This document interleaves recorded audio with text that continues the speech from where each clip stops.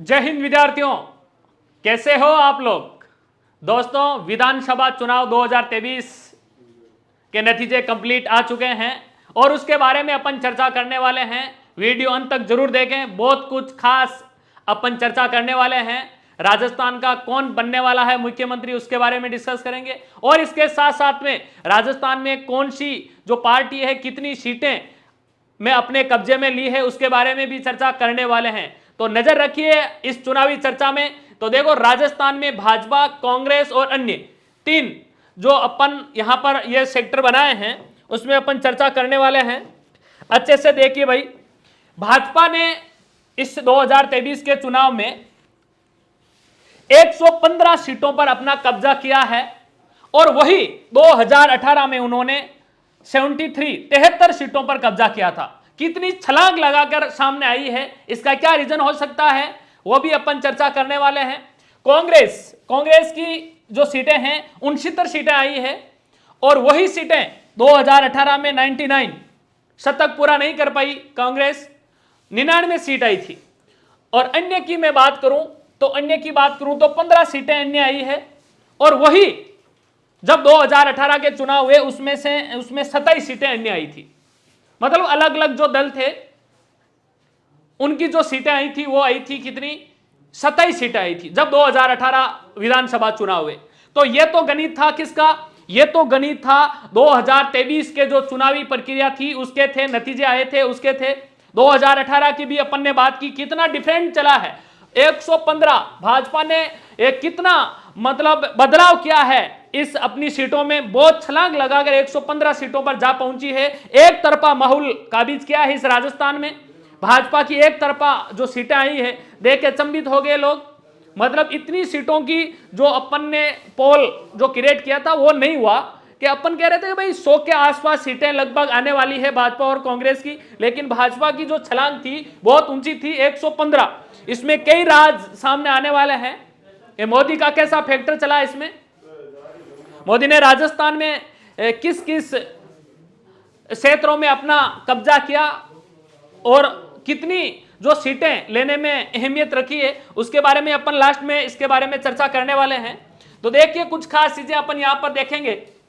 सबसे पहले मैं बात करने वाला हूं कि कुल चुनाव विधानसभा जो सीटें थी हमारी 199 थी। कितनी सीटें थी, 199। एक सीट पर चुनाव नहीं हुआ है, 199 सीटें थी। एक सीट पर जो चुनाव नहीं हुआ है वो करणपुर सीट थी। कौन सी सीट थी भाई, करणपुर गंगानगर। करणपुर सीट गंगानगर थी, एक सीट जहां पर चुनाव नहीं हुए। कुल मतदान प्रतिशत हुआ है वो 75.45%।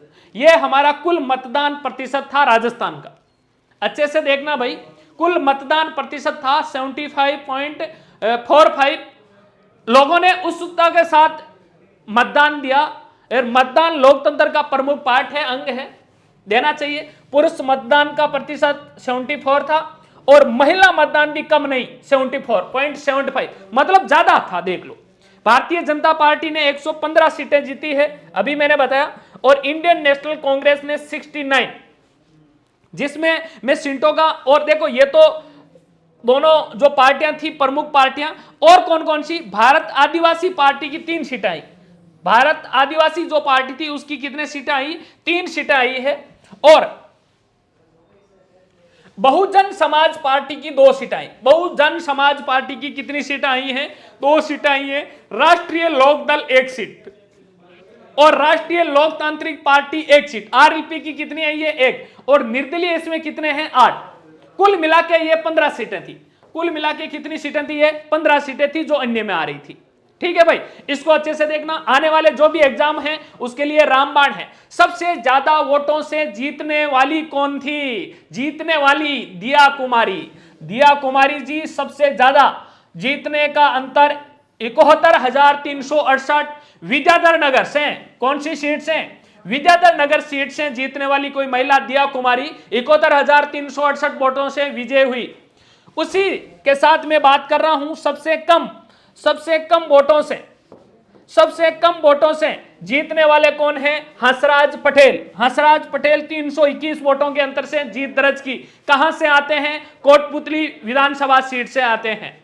सबसे गरीब विधायक कौन है? गरीब विधायक गरीब नहीं हुए, लेकिन अब कहीं है जगह आंकड़ा प्रदर्शित करा आप कि भाई इसके पास में कितनी संपत्ति है, तो सबसे कम किसी के आंकड़े प्रदर्शित हुए हैं वो राजकुमार संत है 1.20 लाख और बाप 84, है ना, ठीक है, वो उसका विधानसभा क्षेत्र है। सबसे अमीर विधायक है सिद्धि कुमारी 102 करोड़ बीकानेर बीजेपी से है। सिद्धि कुमारी जी के पास में बहुत सारा धन है। अरे धन होना ही है भाई, कितनी बार जो विधायक है विधायिका बनी है, 101 विधायक है जो ग्रेजुएट है, मतलब ग्रेजुएशन करके रखी है, 52 विधायक पीजी है, पोस्ट ग्रेजुएट है, 20 विधायक 12वीं पास है और 59 प्रत्याशियों का नोटों से भी कम वोट मिला है। मतलब नोटों का जो प्रयोग किया है उनसे भी कम वोट जिसको मिला है वो मिला है कितने कितने मतलब 59 प्रत्याशियों को मिला है। सबसे मतलब वृद्ध कोई सदस्य है विधानसभा का जो विधायक बना है हरिमोहन शर्मा है, हरिमोहन शर्मा है, वो बूंदी से आते हैं, 83 वर्ष के हैं। सबसे बूढ़े बुजुर्ग सदस्य कोई होंगे हरिमोहन। उसके बाद में राजस्थान के सबसे युवा विधायक, सबसे युवा विधायक कौन है? तो मैं बात करता हूं अंशुमान भाटी की। किसकी बात कर रहा हूं मैं? अंशुमान भाटी, उम्र है 25 वर्ष और कोलाइट से जीत दर्ज किए 32,933 वोटों से बीजेपी से हैं।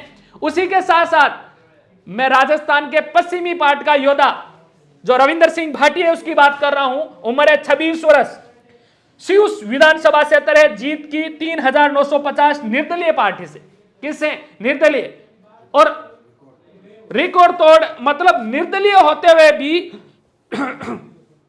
3,950 वोटों से जीत दर्ज की है रविंदर सिंह भाटी। एक युवा चेहरा है, एक संघर्ष का पर्याय है इस पश्चिमी राजस्थान में। और रविंदर सिंह भाटी है, उम्र 26 वर्ष है और शिव विधानसभा क्षेत्र से विजय दर्ज किए, विजय पताका लहराई है भाई। तो ये बात है कुछ खास, इन चीजों पर अच्छे से ध्यान रखना है। अब बात आती है किसकी? अब बात आती है कि भाई जो ये फैक्टर काम किया है, मतलब वैसे कांग्रेस सरकार ने अलग अलग प्रकार की योजनाएं इस राजस्थान सरकार को, इस राजस्थान की जनता को मुहैया करवाई।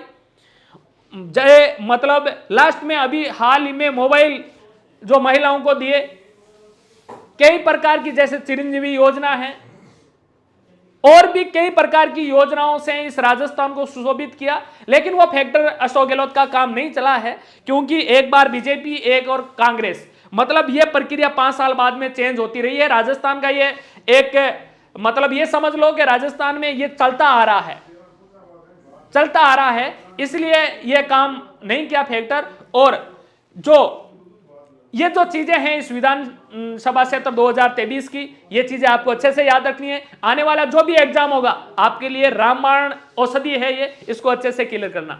जय हिंद, जय भारत।